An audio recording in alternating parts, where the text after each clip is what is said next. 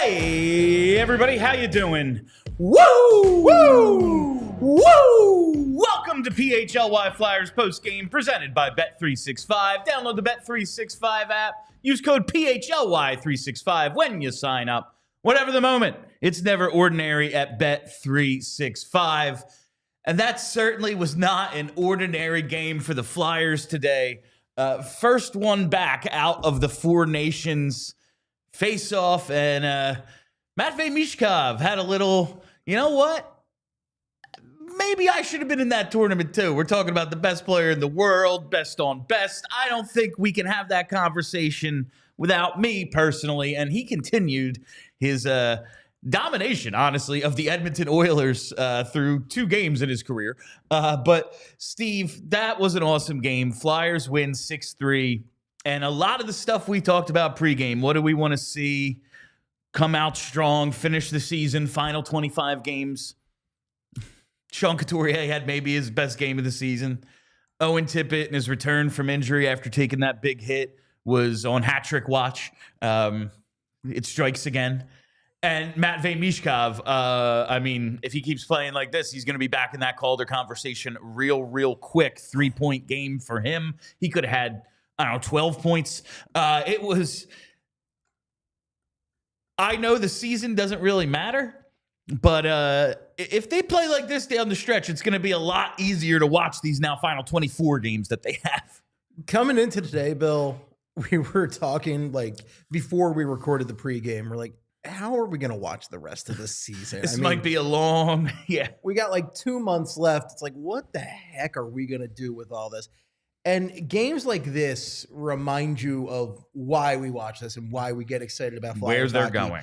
And exactly. The end goal here, the main thing to watch is Matvei Michkov. And for him to come out today. 2 minutes in. 2 minutes in and just delight us, just play to his potential, to show us like what a stud this guy is and how fortunate we are to watch him play hockey. It was awesome. And that line today, I was a little excited when I heard about that line coming in because I was intrigued by it because you got the speed of Tippett, you have the smarts of Couturier, and obviously the whole package of Michkov.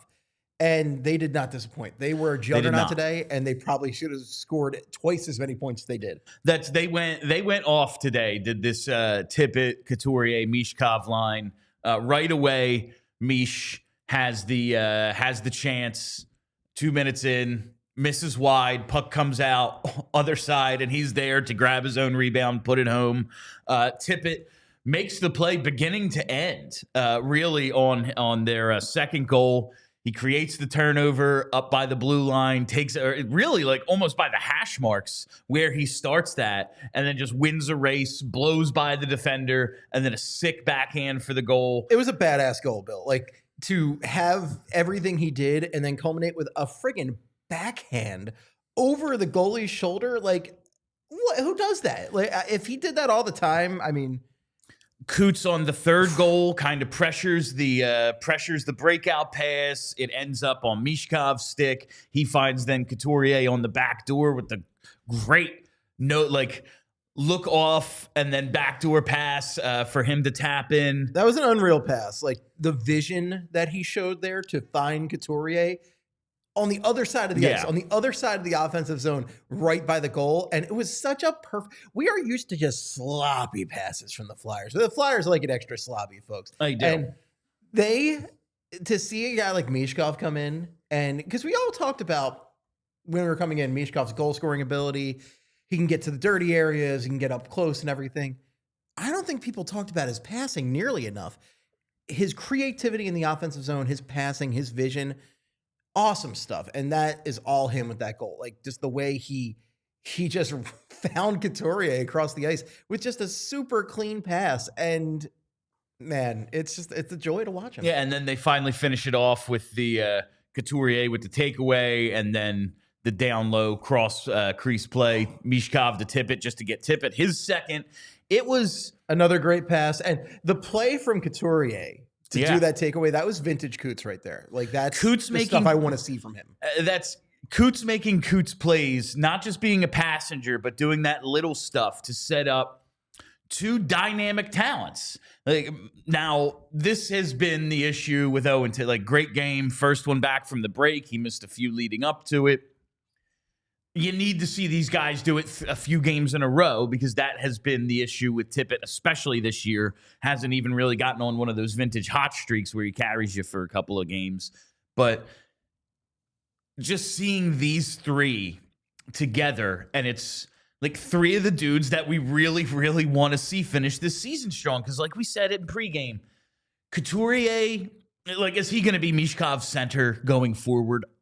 It would surprise me. I kind of hope not, to be honest. And I really hope they get someone better than him soon. I'm a big Sean Couturier fan, but he ain't who he used to be. And if you're thinking that he is, you're in denial. But if he's at least capable of being like an overpaid 3C instead of a complete black hole in the middle of this lineup and like in the middle of this salary cap, like that is a huge difference.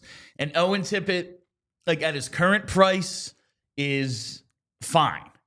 But if he's a bargain, then we really have something. It's like maybe just putting these three together, it's a little catalyst for all of that. And honestly, you know, the whole point of the season is Matvei Michkov in the Calder race. And if that line plays like this, he's in it again. He's right there. I think he's 2 points out of the lead now for most points for rookies. I was doing some calculations mid-game, and that's where I saw it. Lane Hudson. I'm sad that Montreal fans were right about him and that he's right up there. But come on, Mish. He's real good. We've never had this Calder winner in Philadelphia, even though we've had some amazing rookies over the years. And I want it bad. I want it real bad. I'm just like looking at Flyers rookies who've scored. Now Michkov has 17 goals on the season. And I'm looking at guys like recently who've done that in their rookie year. There's Oscar Lindblom. There's Shane Gostisbehere. That's really it. Tyson Forster had 20 last year. Umberger had that 20-goal rookie season when it was like, we got Carter and Richards, and this dude is like our best rookie. RJ Umberger, who destroys the Montreal Canadiens with one of the great all-time playoff series performances right there. Simone Gagne in 99-2000 had 20. And like, oh yeah, Matt Reed. Matt Reed leads the way in the 21st century with 24 for Flyers rookies. Meet Reed. Like, that's really what we're looking at. Like, if he can get to 24, 25, that's the best Flyers rookie season since, like, I don't know, Bill Barber had 30. Like, it's, I mean, other than, like, the Lindros and Renberg years. Sure. But, like, it's the best Flyers rookie season since at least Shane Gostisbehere, who was a Calder finalist. Oh, yeah. It's the most anticipated one we've had in forever. Yes. And again, we all know Claude Giroux was a game-changing talent for this team. Like, he was unbelievable. But, like, he wasn't anticipated as a rookie. Not like this. Like, no. Carter and Richards had some anticipation when they came up, but like they played for the Phantoms, they got drafted together. It very much feels like Michkov is the most anticipated one since Lindros. It was like those guys are real good and we're gonna like the way they play, but no one was like they're special. Well, it was like they had special, like especially Richards, like special intangibles, and like Carter, he can really skate, he can really shoot, he has some tools, but Michkov is. Like we were told from the very beginning, like, oh, yeah, man, if his name is Jeff Carter, he probably goes second in that draft. Like, yeah, well, there's a very good chance. It was a gift to get him where we got him. It was a gift. It was a little bit of a risk because of the whole Russia factor, but it turned out to not be a factor. And like, man, it was a true gift. Like the way we celebrated at the draft party when that happened, like we couldn't believe he fell to us. And I really... Don't fumble the bag, guys. So to see them come out today, see him have that performance, this gives me a lot of faith in the second half of the season. I want to see him just crush it for the rest of this year. Yeah, and it's just such a nice like reminder. Like even like if he has a few games now where he doesn't go off the way he did, and hopefully, hey, he finishes the year on a 25-game point streak. That would be sick. But it's just such a nice reminder that like we're right about it. There's hope. He is awesome. He's awesome. He is going to be great because he had that long stretch there where he had like 7 points in 30 games or whatever the hell it was. And listen, I know he's good, but this is Philly. We get disappointed a lot, man. You know, things don't go our way quite a bit. And then you just see, oh no, it's there. It is absolutely there. Like this reminded me so much of early season Michkov where it was, oh yeah, he had a couple of points. He could have had so many more. Like, it's not just he made a play or two and the puck ended up in the net. It's that he was dangerous on almost every shift, and because of that, he got rewarded with 3 points. Yeah. And he even he didn't contribute to it, but he was on the ice for the power play goal. Yes. And he was right there by the side of the net. He is a valid distraction, I think, for the goaltender. He was out there. I think he was out there for 5 of the 6. He only wasn't out there for the empty netter, which obviously, coach ain't going to use him in those situations. Right. He doesn't like using him in many situations. Yeah. Don't get me started there. But as far as, that Kuzmenko goal goes, it's great because that was the one time where you've seen the power play work functionally in months. But Michkov's hanging out by the side of the net. The goaltender's got to worry about Michkov. And Konechny with a great pass deflected in by Kuzmenko. Love to see all of that. No, this was how many times have they even scored 6 this year? Like, this was one of the best offensive games of the season, and it was kind of all centered around Matvei Michkov. And man, if they're gonna win, that's what you want to see. That's what it comes down to, really. I mean, who else on the Flyers that you can remember is grabbing that rebound off the boards after? Who knows if he's passing to himself? Who knows if he just wildly missed a shot? But whatever it was, he grabbed that rebound as soon as he saw it, and he buried that puck. And man, that was awesome. And there's a lot of times I want to give Mish credit for something that's kind of wonky that ends up going his way, and it happens so often. I'm like, I don't know, man. Maybe he was trying to do it because he does this stuff all the time. That one, I really doubt it. I doubt it, but the thing is, you can't put it past him. To the effort to go and immediately get that puck, I don't think we see that enough from the Flyers. And that's the kind of stuff I want. And the thing is, shooters got to shoot, right? And this team, what do we all say up in the upper levels of the Wells Fargo Center?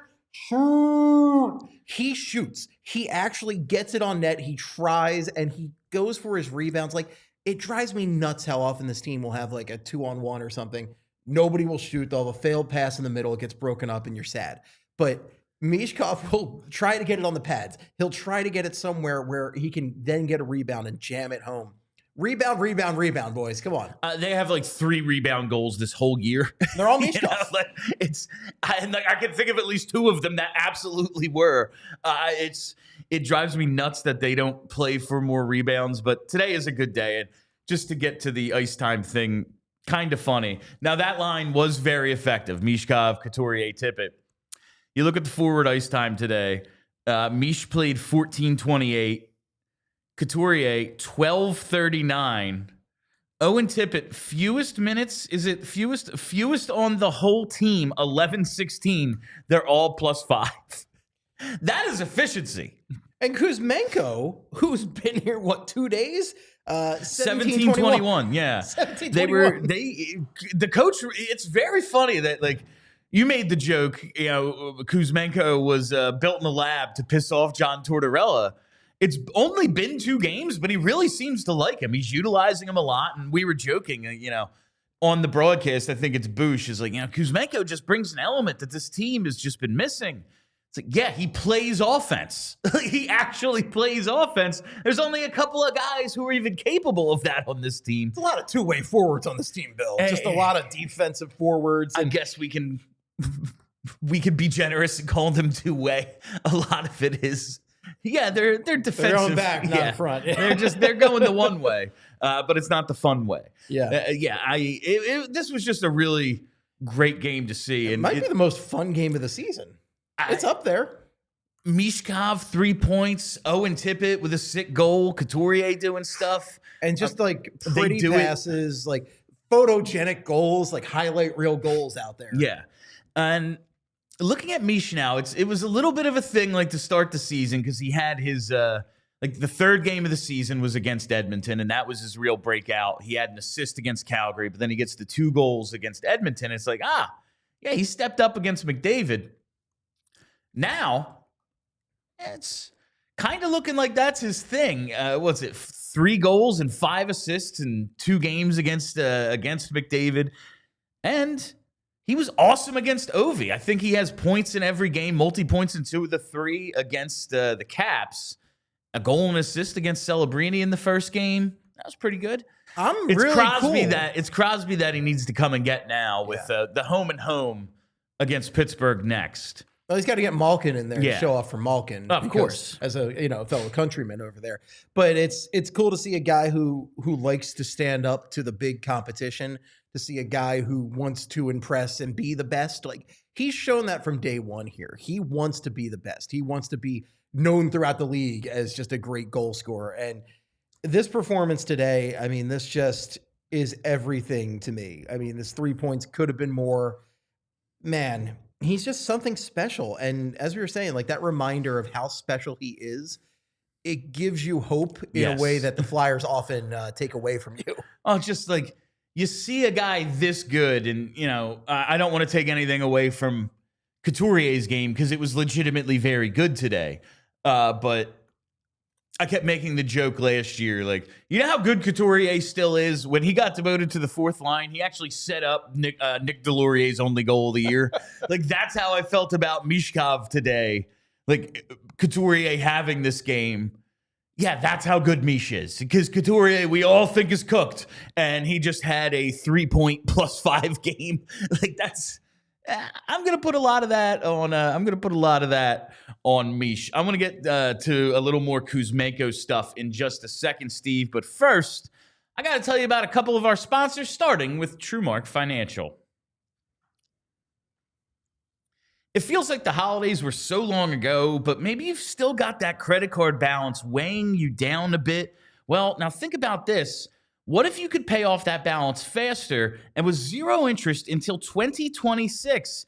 Well, it's true, because TrueMark Financial is offering zero interest on balance transfers for 12 months, so all your payments can go towards reducing your balance, not just covering interest. Here's what you got to do. Transfer your existing balance from another institution to a TrueMark Financial Visa credit card and take advantage of this amazing offer. But hurry up. You only have a few days left. It's only till the end of this month. So do it now. Whether you're interested in earning rewards, earning cash back, or you simply just prefer a low rate for everyday purchases, TrueMark Financial can choose the credit card that best fits your financial needs. So visit TrueMark.com/compare for full details and to apply today. TrueMark Financial, federally insured by the NCUA, equal opportunity lender. Terms and conditions apply. All loans subject to approval. 3% balance transfer applies. Standard rates apply after the promotional rate. And while we're here, let's talk about Glatt Hair Restoration. That's right. Have you noticed your hair thinning or falling out? Have you considered hair replacement or hair loss prevention procedures? Looking for a trusted expert to answer all your hair-related questions?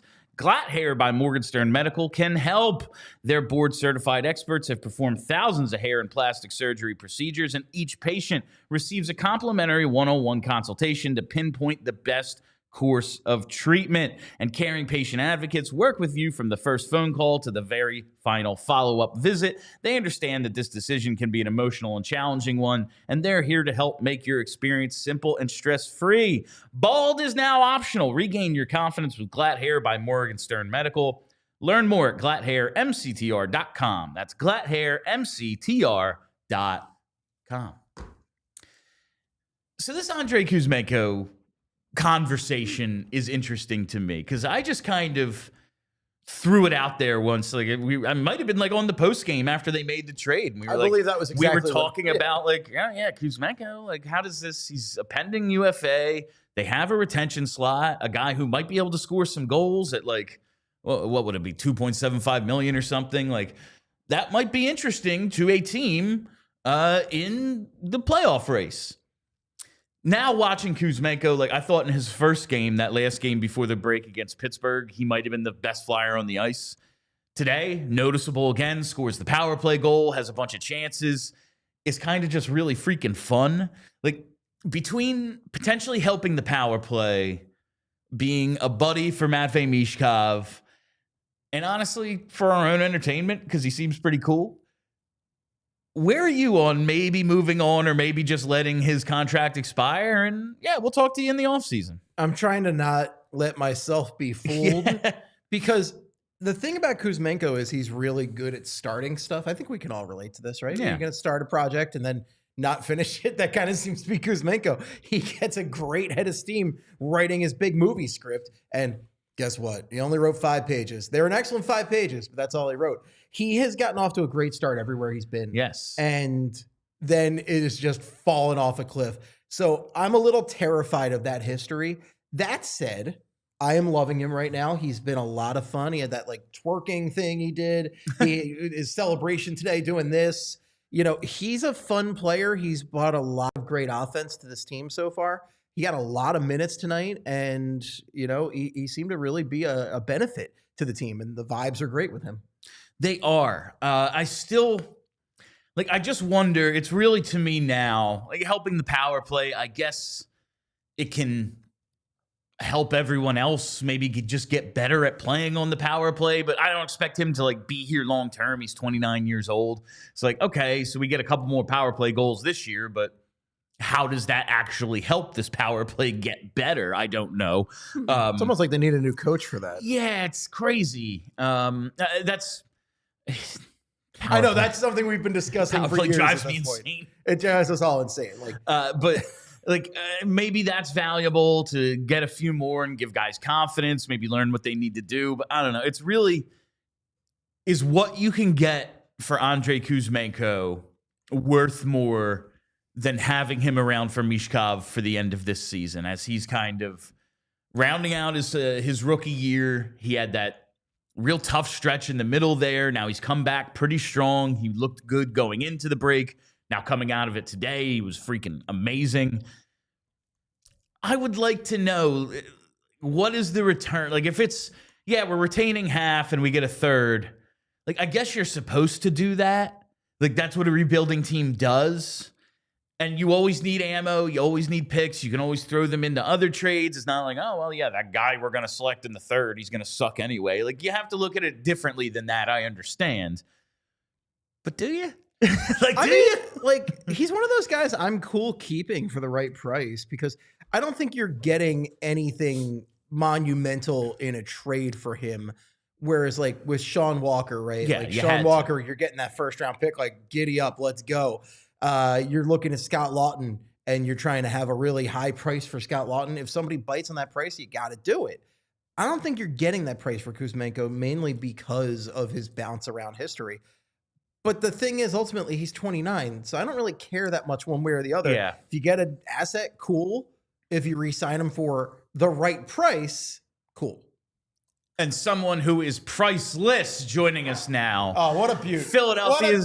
Philadelphia's number one hockey beat writer, Charlie O'Connor, coming to us live from the Wells Fargo Center. Charlie, before we get into celebrating Mad Russian Day here, your thoughts on the game and any standout comments from the locker room? Yeah, I think with this game, I thought the key to this game was the second period, obviously. And that's not amazing analysis. He scored 4 goals. But if you go back to the first period, they get off to that great start. First 5-6 minutes, they're dominant. They score the early goal. They're racking up shots. Then Edmonton turns the tide. And then the rest of the period, the Flyers are kind of getting boat raced. They looked extremely sloppy. Ryan Poehling like runs into an official. It was just, everybody just seemed completely out of whack. And it looked like the game was setting itself up to be, a 6-3 game Edmonton, where Edmonton was just going to run away with the thing. They come out to start the second period. They're more, as John Tortorella said after the game, they're more connected, which was one of his big things that he talked about over the first 2 months of the year as being a big problem for the team. They eventually addressed it in a sort of driving play, but early in the year it was a major problem. And then Owen Tippett has that huge play.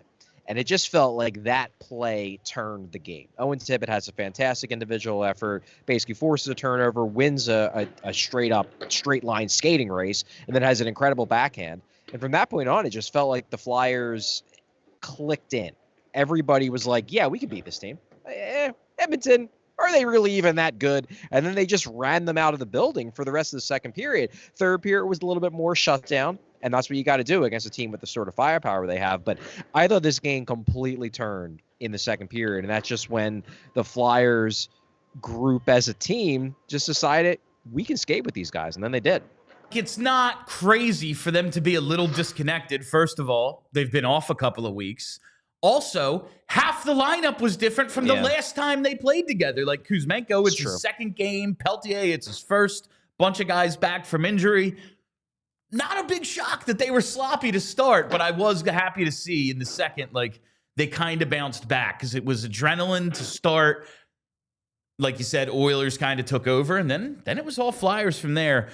Charlie, we talked the last couple of days just about guys we wanted to see finish strong, and it's hard not to lead with Michkov. But you also mentioned Sean Couturier in there a lot because of the way last year ended. Like, you want to see how he finishes this year. Well, I realize it's only one game, 24 left, but how you feeling about Coots right now? Well, this is a really good game by Sean Couturier. Going back and looking at the play that set up the one where Michkov passes the puck right across the top of the crease to set up Tippett for that slam dunk goal. The play that Couturier makes in the neutral zone, not only does he disrupt that play, that is essentially like a no-look between the legs backhand pass right to a space that Michkov can get to. And there are some guys I'd be like, yeah, that was a fluke. You know, he was just throwing the puck and it ended up going to the right spot. A player like Sean Couturier, whose entire game is based on hockey IQ, no, he knew exactly what was going on. He knew exactly where Matvei Michkov was and got that puck to a spot that he could skate into. Look, Sean Couturier isn't what he was 5 years ago. We all know that. He's definitely lost, I wouldn't say a full step, but maybe a quarter to a half step. He's slower than he once was, and he was never all that quick. I wish that I could see Matvei Michkov with that version of Couturier, because that would be really exciting. Because I think the reason why that duo works is that the Flyers don't have another center who thinks the game close to the way that Michkov does. Like, that's what it boils down to. And, like, Couturier doesn't have the physical ability to be a point-per-game guy or close to it like he was in his prime. But he still thinks the game at that high of a level. And Michkov, I don't think he thinks the game the way that Couturier does defensively. Couturier obviously is constantly thinking about how he's going to disrupt guys, and that's just not something that Michkov is ever going to be focused on, understandably.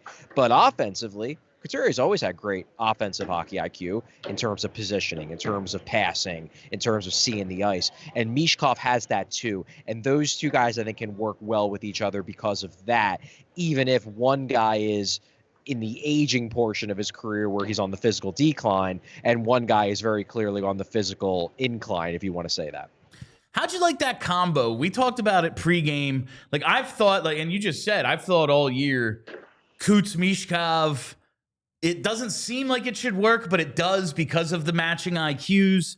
Michkov and Tippett, it looked at one point, maybe they were building some chemistry, and then they kind of got away from them as a duo. They're out there tonight, the three of them, and at least for one game, it worked. They didn't get a ton of ice time. They probably played like 10 minutes together at 5-on-5, but +5 for all of them. That's a hell of a combination. Do you think this one's going to stay together?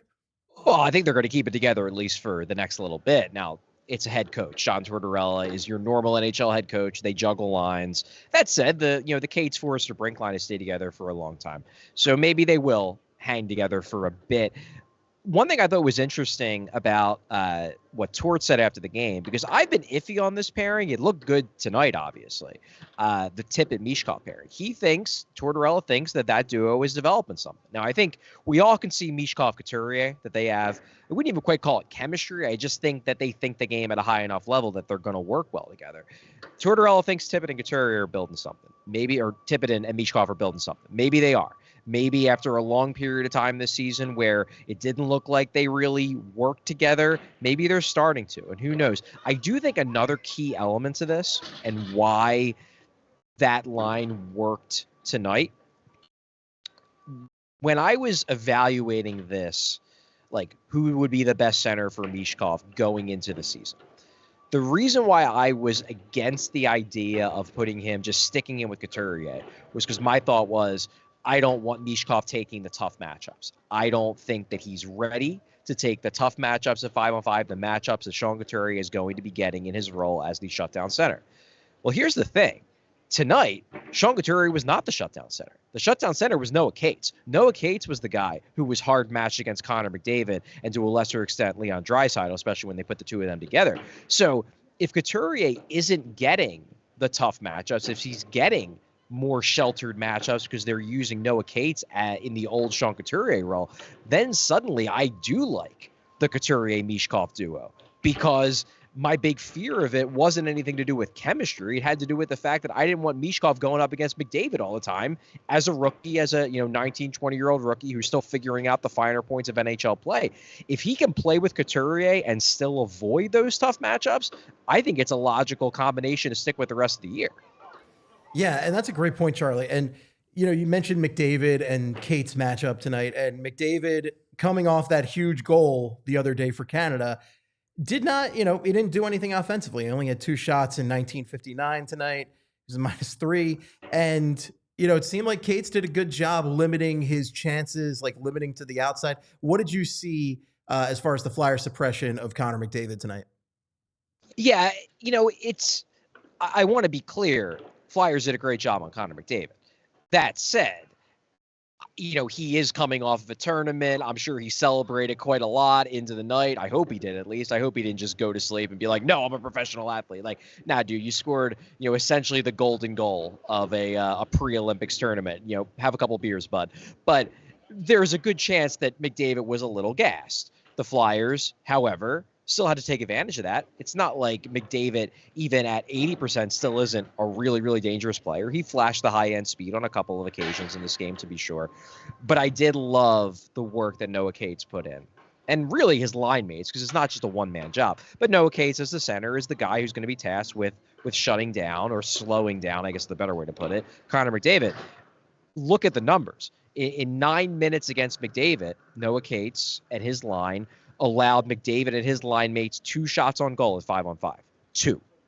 Yeah, that's getting the job done. Did the Cates line create a lot against McDavid? No, not really, but they checked them really well. And that's what it boils down to. As long as you're slowing down McDavid, that's enough, as long as other guys, other spots in the lineup are producing. And in this case, the Couturier line, Michkov, Tippett, took full advantage of the fact that Cates and his line mates basically just ate that matchup. They ate the McDavid matchup to open up everybody else. They took advantage, but it wouldn't have mattered if Cates would have flopped in that matchup, and instead he flourished in it. Charlie, I just want to ask about Andrei Kuzmenko. He scores on the power play today. I thought in that last game before the break, his first game with the team, he was like the best Flyer on the ice that night. He's getting a ton of ice time right now. Have his new teammates mentioned his impact at all? What have you heard about Andrei Kuzmenko, and what do you think about him? Yeah, well, one thing that jumps out at me, I can't speak to anything about his new teammates, but I can say that John Tortorella seems to like him in the early stages, which probably shocks some people. But Tortorella said, look, obviously on the power play, he brings skill, he brings creativity, and you could see it in this game. He was facilitating, even when he was in the slot, he was facilitating as a secondary power play quarterback. It was really cool to see. So the skill's there, and they need that. Power play's a mess. Scored today. He got the goal, so good job, Kuzmenko. But Tortorella specifically pointed out that there were a couple occasions in this game where Kuzmenko didn't make the right defensive read. He didn't make the right play. And Tortorella went up to him on the bench, pointed it out, and then later in the game, Kuzmenko dealt with a similar instance and made the right read. And John Tortorella said, you know what? Offensively, yeah, we know we're going to let him do his thing, but I like that he's coachable. John Tortorella is saying after the second game that he thinks Andrei Kuzmenko, a guy who has built the reputation of being tough to handle, John Tortorella is calling him coachable after 2 games. It seems like a good sign. So I don't know how he's being received by his teammates. I can't imagine he's being received poorly. He seems like a really nice guy. What I'm more intrigued by is the fact that John Tortorella, at least in the early stages, seems to like what he's seeing and hearing and learning about Andrei Kuzmenko. We only got a little under 12 minutes out of Jacob Peltier today. I thought he first couple of shifts flashed a little bit, probably really have a lot of adrenaline because he hasn't played in about a month. But after that, I can't say I noticed Peltier out there too much. What did you think of his Flyers debut? Yeah, he was okay. I don't think he did much. I think the one thing that probably hurt him was that more than anyone else wearing a Flyers jersey in this game, Ryan Poehling looked really, really rusty. I'm sure I don't believe he's still battling through a concussion, but he just looked rusty. He looked very rusty. He looked very out of sorts, especially in the first period. Even in the second and third, he wasn't making as glaring of mistakes. Like, he blows the coverage on the Draisaitl goal by getting pulled down, and Savoy just takes full advantage. Like, Ryan Poehling was bad in this game, and Ryan Poehling was Jacob Peltier's center. So it's hard to create a lot when your center is kind of still trying to work his way back into NHL pace, which is what I think Poehling was doing. Peltier made some plays. He had a couple opportunities, sets up Sanheim for an opportunity in the second period off a really nice pass by Michkov. He had a nice block in the slot. Believe it was in the early third. So he made some plays, but he wasn't super noticeable. Hopefully over the next couple of weeks, as he gets more opportunities and he gets more ingrained in the system, he'll be more noticeable. You have anything else, Steve? Yeah, I was going to say Draisaitl was the one Oiler who had early success against the Flyers today. What did the Flyers do to kind of adapt to Draisaitl in the second half of the game? I don't know if they did anything necessarily to adapt to him. I just think they had the puck more. And that was what Tortorella emphasized after the game, was that in between the first and second periods, he said, guys, we're defending well. It's just that we never have the puck. We had the puck a lot the first 5-6 minutes, then we didn't. And look, we might be able to defend well for a while against this team, but are we going to be able to do it for another 40 minutes against McDavid and Draisaitl, letting them have the puck the whole time? Probably not. The rest of the game, I just felt like the Flyers had the puck more, and give Draisaitl less opportunities to do something with it, gives him less chances to do something cool with it. All right, it is now time for the Rite Aid 3 stars of the game. Charlie O'Connor and Rite Aid bringing you these 3 stars. Chuck, tell us, who was star number 3? Star number 3, Sean Couturier. Thought he had a really strong game. Obviously very involved in the success of that line with him and Owen Tippett and Matvei Michkov. Loved, as I mentioned, that one play in the neutral zone to set up the second of Tippett's goals. Just a really strong game overall by Sean Couturier, and makes me feel significantly better about his ability to carry this through the end of the season and show that he can still be a quality NHL center for a full 82 games. So Sean Couturier, 3rd star. Who is star number 2? Star number 2, Owen Tippett. Owen Tippett, I thought, was the player who sparked the turning point of this game, that goal that ties it up early in the second period. But he was everywhere. There were some moments where he looked rusty, where he was a little bit off, but the speed popped. And when he's rolling, it's because he's using the fact that he's one of the fastest skaters in the NHL in a straight line. He was flying in this game, obviously gets 2 goals, could have had a 3rd. Great game by Owen Tippett, 2nd star of the game. And finally, this is, I can't wait. Who's star number 1? Yeah, it's Matvei Michkov. It's funny. For all the consternation and complaining that was going on in the online portion of the fan base in the lead up to the break about Michkov's ice time, I remember having arguments with a few people online and just being like, guys, it's obvious why he's not like playing that well and why he's, there's some games he's getting sat down, because he's exhausted. He's gassed. He needs the break. When he comes back from the break, he's going to be a lot better because he's going to have more energy. And guess what? Came back from the break and he had more energy and looked great. And it wasn't even just that he was creating chances, although he was everywhere in terms of being in the middle of the action. He just had more jump. Like those breakaways that he had, I think Brian Boucher even mentioned it on the broadcast, that like he just looks quicker. And you could tell, like, go back and watch him skating in mid to late January and then go back and watch a game in late October. It was glaring how much faster he looked in those games versus these. And that's not lack of skating ability. That's lack of energy. The energy was back today, and shockingly, Michkov has a multi-point game. I'm expecting a big finish of the season from Matvei Michkov, and tonight did nothing to disabuse me of that notion. Matvei Michkov, 1st star of the game. All right, that is Charlie O'Connor's 3 stars of the game presented by Rite Aid. Charlie, that's it for you today, but I will see you tomorrow right there at the Wells Fargo Center for the carnival, for the Flyers Charities Carnival. So make sure you come out, see me, Charlie, and Kelly there tomorrow. Chuck, I'll talk to you then. All right, sounds good. Thanks, guys. All right, and before we get back to the rest of the show, as I now vamp to bring up. You can vamp all you want, Bill. I'm just going to go. say Matvei Michkov, Matvei Michkov, Matvei Michkov. That's. I mean, come on, What if he man. just appeared after you said that? Like, what if he just showed up? I would have to disappear myself and exile myself to Siberia, because that's just a world I don't want to live in. All right, now let's take a quick second to tell you about a couple of our sponsors. Do you have a leaky pipe? Well, at Ace Hardware Home Services, they're around the block with everything you need to fix it, including the person to do the fixing. Same goes for air conditioning issues, as I used them a few months ago. That faucet you said you'd fix last fall. Guess what, man?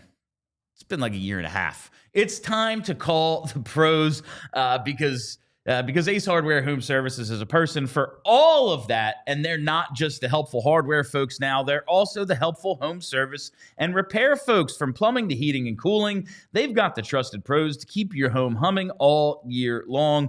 Ace Hardware Home Services, they're bringing helpful home, the helpful you love from the store, now to your front door. Visit Ace Hardware Home Services online at acehardwarehomeservices.com to get started on your next project today. And while we're here, we got to talk about our presenting sponsor, Bet365.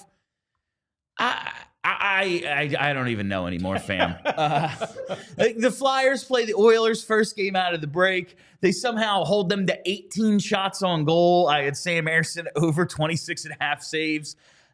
How is a team capable of doing this to McDavid and Draisaitl, not even close to a playoff spot? I have no idea. But we take picked that. the wrong horse tonight, Bill. We take that. We had McDavid over 1.5 points. He has 27 points in his previous 11 games against the Flyers. None today. Perhaps we should have weighed in the hangover. But regardless, Bet365 gets us again. I've been placing all of my bets this season at Bet365. I really like all of their features, including the early payouts. All the live stream events. It is a tremendous sports book. You got to check it out. And we have breaking news from Bet365. New customers now get $100 in bonus bets when you bet just $5, win or lose. All you have to do is sign up, use the code PHLY365, deposit $10, then place a bet for $5 to get $100 in bonus bets, whether your bet wins or loses. Bonus bets can be used on the spread, totals, props, futures, and more. Whatever the moment, it's never ordinary at Bet365. Must be 21 or older and physically located in PA. If you or somebody knows a gambling problem and wants help, call 1-800-GAMBLER. And thank you to Bet365 for being our presenting sponsor. Yeah, another guy who I thought had a pretty strong game today. We should just do Michkov for the rest, but we got to save something for next week. Rasmus Ristolainen gets the almost 200-foot empty netter today. Picked up an assist, I believe, on the power play goal. Thought he was engaged the whole time, whether it was playing physically, whether it was moving the puck. Saw him down low a few times. Loving what they're getting out of Risto. Loving that the whole world can see it. The whole world, all of you. Interested teams going to the playoffs. Can I interest you in one playoff Risto?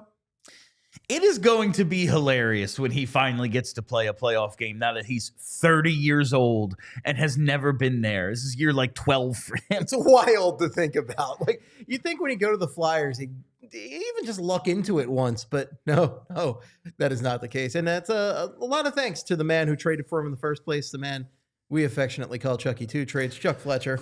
I hope he's not happy wherever he is.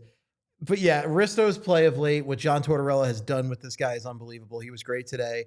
And I really... And that was paired with Zamula, who... He made a couple of plays, but overall, I don't think the consensus was we're happy with Yegor Zamula. I believe the kids would call him mid. But Bill, I want to ask you, at this point, given that we're a hair under 2 weeks from the trade deadline at this point, do you think Rasmus Ristolainen is getting traded before the trade deadline, or is this more of a draft move?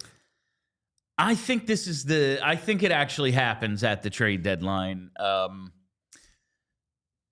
Teams are always just looking for that guy, and we saw it last year with Tanev and a couple other, Zadorov, like those guys. Perfect trade deadline, big defensive acquisitions. They just signed contracts coming off of good playoffs, coming up to good lead ups to the playoffs. It's kind of like, this is kind of Risto. I don't know if he's the prize, because like there's a good chance, Mikko Rantanen gets moved again, and there's some really good players who are going to get traded. Kuzmenko. Yeah, I mean, could be Andrei Kuzmenko, but like you look at Rasmus Ristolainen, and if someone is willing to take him at full price, no retention, that's a hell of a move that I think Danny Briere can't pass up. After hearing him talk about the Farabee and Frost trade and really how this was a cap space saving move. We look at Farabee's $5 million. Calgary was willing to take it. Sounded like he's been trying to push that for a couple other teams, maybe a few other weeks, and no one was really willing to bite. You look at the whatever sort of raise Frost is going to get. We're not willing to be the team that pays it. As much as I know they like Rasmus, that $5 million can be used for so many other things. And you hear maybe some of the reactions that came out of the season ticket town hall last night. And perhaps this is the offseason that maybe they don't make their big move. Maybe it's more a piece here, a piece there. Let's see if we can go from here to here, but not all the way. But they're going to want to spend something. They're going to want to spend something. And you still need to leave a little in the cupboard. You have some guys who need contracts. That Matvei Michkov extension is going to get here faster than you think. Oh, it's going to sneak up on you. You're going to want to clear as much space as possible. And I don't see how you don't trade Risto if someone's willing to take the whole thing. Well, yeah, and look, I mean, this is a potentially very valuable asset. This is a guy who is big. This is a guy who can shove guys around. Like, we even saw the physicality, which is what I usually complain about with Ristolainen, is like, I don't see enough of that physicality. And I actually saw it today. I've been seeing it more all season. Like, again, he's been a different man this entire season. But there was one moment, I forget who he was getting into it with by the bench. Yeah, Skinner. But I thought they were going to drop the gloves for a second, and which I've never thought with Risto before. Risto will throw a hit. He'll kind of play cop in front of the net in scrums, but it's never like he's taking an extra shot at somebody. And when he did that along the wall today, I was like, that's what you're expected to do in the playoffs, is when you have a guy, you hit him and then hit him again for good measure. And that's always like a little bit of he's big and strong, but is he mean? And you see a little of that meanness. And I'm just like, teams kill for this before the playoffs. I love a mean defenseman, Bill. I love a mean defenseman. When Chris Pronger was here, I mean, was it any better than having the meanest defenseman in the game, the dirtiest guy? Yeah, you just we had Hatcher a little bit, but Hatcher wasn't as smart as Pronger. And it was like Hatcher at the end. But like we had Pronger, and Pronger was still smart as hell, crafty as hell, and just still mean, still like would just do like stealing the puck, right? Like he just do little things like that. And he would get in guys' faces. He would intimidate guys.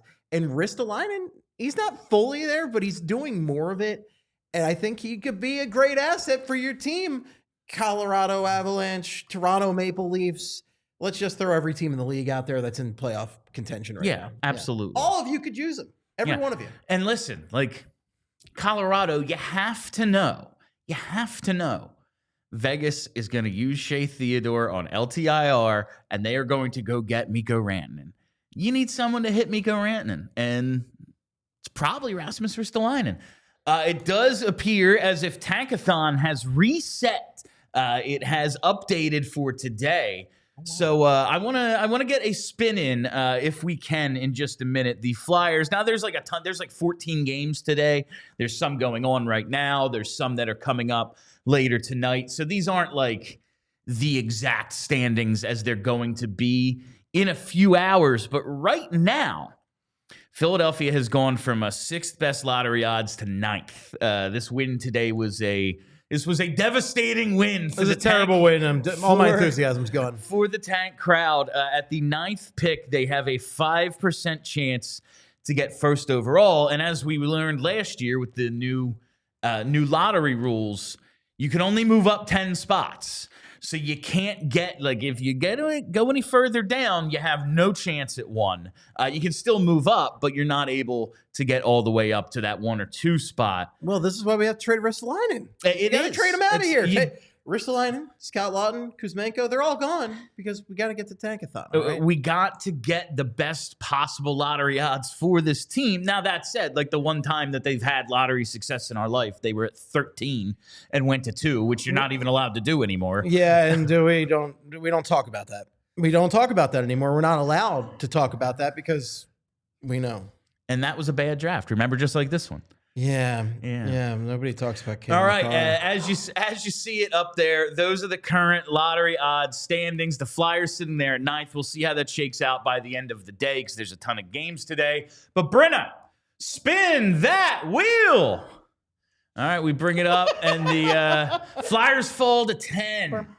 Rough one. We have been on a bit of a losing streak with Tankathon lately. It hasn't been going great. The one I just did right before that, they stayed at 9. So at least we have that going for us. Well, listen, I mean, after they traded Sean Walker last year, they were terrible. So just trade all your defensemen away. Hey, Travis Sanheim's a hot name right now. Get him out of here. I brought this up yesterday, like in terms of just because you brought up Sanheim, like our standouts and disappointments from the tournament. I thought Sanheim, like the whole time, was good play, bad play, good play, bad play. I don't know if he disappointed me, but I was like, I don't know. He was just kind of out there. And then Charlie disagreed, and there was an article in The Athletic that was like, I think Sanheim kind of helped his chances. What did you think of the one half of the Travi who actually played in the tournament? Yeah, I thought he was solid. It's just one of those like defenseman situations where I'm not overly noticing him, so I think he did a pretty good job. I wanted him to look more like Werenski, I guess. Yeah. And it was like, well, we're not going to have everyone doing that. Who looks like Werenski? I mean, honestly, Werenski looks like Makar right now. So. Werenski's like, you want to talk about draft regrets, like not getting Werenski and getting Provorov instead is one of those things that, like, at the time was like, no, Provorov's rock solid. He plays 26 minutes a night. He doesn't complain. Well, he would complain. It is one of those. Werenski's unbelievable. He's great. It is one of those, like, you know what? I did want Provorov at the time, so I can't. We all did. But I don't get paid to be right. They do. Yeah. It's like Werenski, Rantanen, go the next. Like, But, like, you do need solid guys, especially if Travis Sanheim ends up being, like, the 7 guy. Somebody who doesn't complain, can sit there eating what maple leaf shaped pretzels it would be in the Canadian press box. And he would just be up there chilling until they need him. And then he can step in and be a solid guy when they need him. I'd like to see him make it just because, like, it's always cool when the Olympics hit and you have guys in the race. One of my favorite Flyers memories was I was at the revenge game against the Detroit Red Wings in '98 after the finals. And me and my dad were in the upper level of the Farg.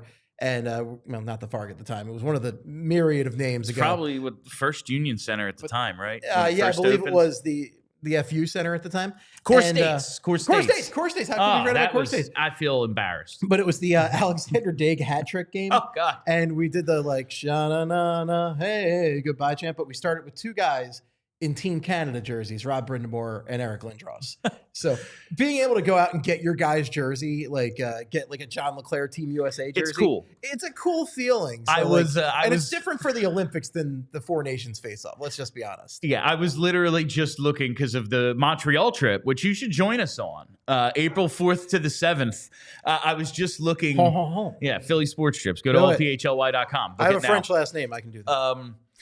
I was actually just looking on eBay for John LeClair Team USA jerseys to wear up there just to get a rise out of people. And Ava's like, I don't think it's as much of a joke as you think it is. Yeah, not right now. And I was like, Ava, joke. And she's like, see, this is why you can't do it. You're going to get beaten up. But so that was what I wanted to do. But it is cool just having your guys in it. I never got it personalized to LeClair, but I do have a 98 Team USA jersey if you want to borrow for the trip.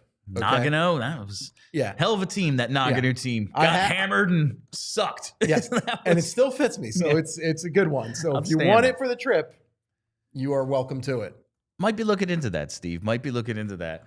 All right, how many super chats do we have, Brenna? Oh, a whole bunch of them. So let's get to it. And leading off, it is the boss, Vince, and he says, why not us?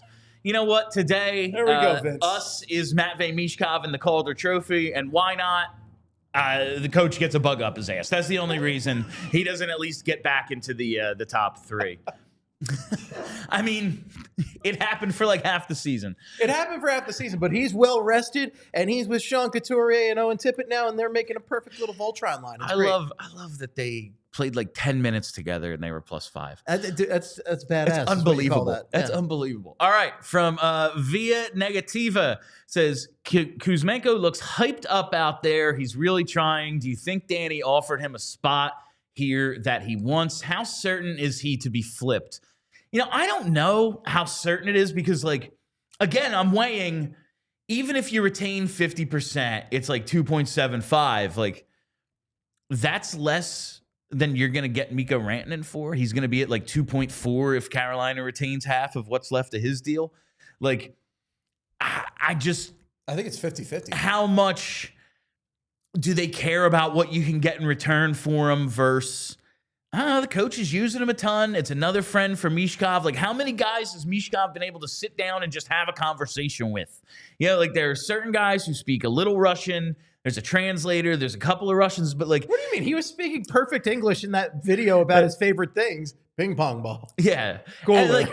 It seems as if he can understand and communicate way better than he could like when he got here a few months ago, and that's great. He can speak a lot more English than I could speak Russian. I'll give him that one. I cannot fathom learning another language, especially one like that is like the Cyrillic alphabet, like a totally. It's not like, oh yeah, like you learn Italian, you learn Spanish. It's the same thing. Like, these are two totally different languages. I know 2 Russian words, and they're both because of X-Men comics. Niet and Do Svidaniya. That's it. Like, I wonder how much whatever they can get for him at that price is worth more than just having him here, even if it's just for Mish. Because like the power play, whatever, cool. It's going to score a couple more goals, maybe. It's got to be completely reworked before they're a good team anyway. But yeah, the Mish factor is big. I guess you're going to find out over the next week how good they work together, because like if you see them hanging out, they're going to Wawa and getting jugs of iced tea together, then it's like, oh well, we got to keep them together. We'll see. There's only 5 games left before the trade deadline, so it'll be in short order. We find out how likely he is to be flipped, but he does seem to enjoy it here. Second line player, baby. Come on. He played a ton of minutes tonight. He's just kind of funny as hell. Like, his celebration today, he just drops his stick. Like, we got to watch the games, and he's kind of fun. We need something, Bill. We need something. All right. From JH, we have one here. The Eagles' chants are partly annoying when the Flyers dog walk a Stanley Cup favorite and keep 97 off the score sheet entirely. Here's the thing. The team just won the Super Bowl. The Flyers, we just ran Tankathon. It is what it is at this point. I mean, it is annoying on a day like today, I understand. But, like, you just got to kind of live with it if you're the Flyers. 95, 2005, yeah, like, 2015, 2025. It's been 50 Folks, years. It's been a while. It's something you got to live with. I get annoyed too. Like, I hated the other Philly sports today, events, and I was like, yeah, today. We're still we're only a couple weeks out from the Eagles winning the Super Bowl. You're talking dog walking. They dog walked the the defending champs 2 times. They just did it to the McDavid of the NFL, right, in the big game. So I think it's one of those things, like, even if you're annoyed about it, we're going to have to put up with it probably for the rest of the season. I hope they are the champs. But folks, in general, I do say, don't do the Eagles chant at another sporting event unless the team is getting their butts kicked. Yeah, unless it's in protest or unless you're away. Because I think in away game circumstances, that's just a flag you throw up. Right. That's just like, hey, I'm from Philly too. All right. We appreciate those of you watching on TV. Head over to allphly.com for more of the show. So we now wrap up today's Super Chats.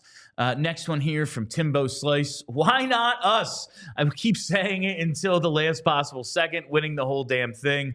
Love you all, PHLY. Keep being awesome. Well, we plan on it. Thank you, Timbo Slice, for your continued support. I like when the chat is optimistic. I like it too. I don't like a negative chat. A good Michkov game will get everybody excited. Oh, man. I'm ready to go through one of these brick walls right here. All right.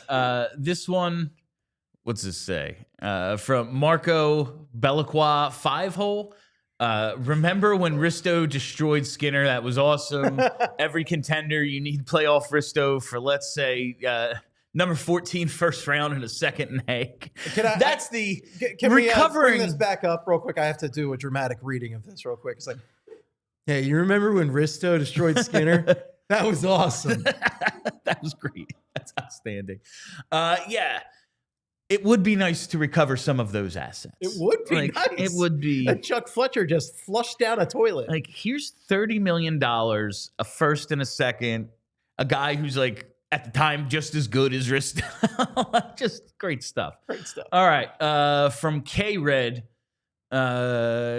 check out the short video the Flyers posted titled Michkov Favorite Things Basket. His English is getting better and it's adorable. Steve and I were talking about it during the game. Ping pong balls. I watched it yesterday. It was very, very funny. Cooler. Like, there was a lot of really good jokes. They asked me my favorite things. Like, I wanted ice time. They gave me a water bottle that I can have at the end of the bench. Like, my jersey. Yeah, signed. Awesome. But it is really, I cannot imagine learning a different language. No, it sounds terrible. Like, I could barely pull a C in high school Spanish. Oh, same. It was a disaster. Mr. Muto hated me. All right. Another one here from JH says they could even use the $5 million on a boat. They absolutely, listen, that $5 million could be anything. It could be anything. A boat to lure Connor McDavid here? Yeah. The plane and the boat, all of the modes of transportation. He gets his own boat. Like I think that's how the Blazers lured Bernie Perrant.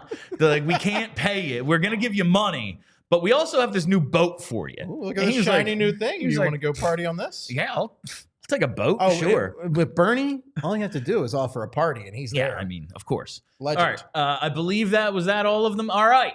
That was all of our super chats. Thank you all very much for joining us. Thank you all for hanging out. If you haven't already, make sure you're following us at PHLY_Flyers on Twitter. Make sure you're subscribed right here on the YouTube page. We're going to be back tomorrow for the Flyers Charities Carnival. So come on out. Charlie and I going in the dunk tank. We're doing our live show from 11 to 12:30. Some awesome guests, JJ, Lou Nolan, Dan Hilferty, Keith Jones, Brad Shaw, Tim Saunders, some others joining us as well. It is going to be so much fun. The dunk tank's always great. Brought to you by Toyota. They do a hell of a job. I believe it's them providing free floor games for everybody at this year's carnival. Hey. So it's going to be an awesome time. It's one of the best days on the Flyers calendar every year. So come on out, join us there, and we'll be live right here on YouTube for it as well. Is this your third or fourth year doing the dunk tank? This is the third year in the dunk tank, I believe. Yeah, because I did Orange Tux got ruined 2 years ago. I remember. My four-leaf clover tux, because it was on St. Patty's last year. The pants ripped, so that's destroyed. And this year, I'm working on a new gimmick, so I think you're all going to enjoy that. Come on out to the carnival to see it. All right, and follow the podcast as well. Just search PHLY Flyers. This has been PHLY Flyers Postgame presented by Bet365. Download the Bet365 app. Use code PHLY365 when you sign up. Whatever the moment, it's never ordinary at Bet365. That'll do it for us. I'm Bill Matz. That's Steve Jaco. Until tomorrow, let's go, Michkov. We all silly like the mayor.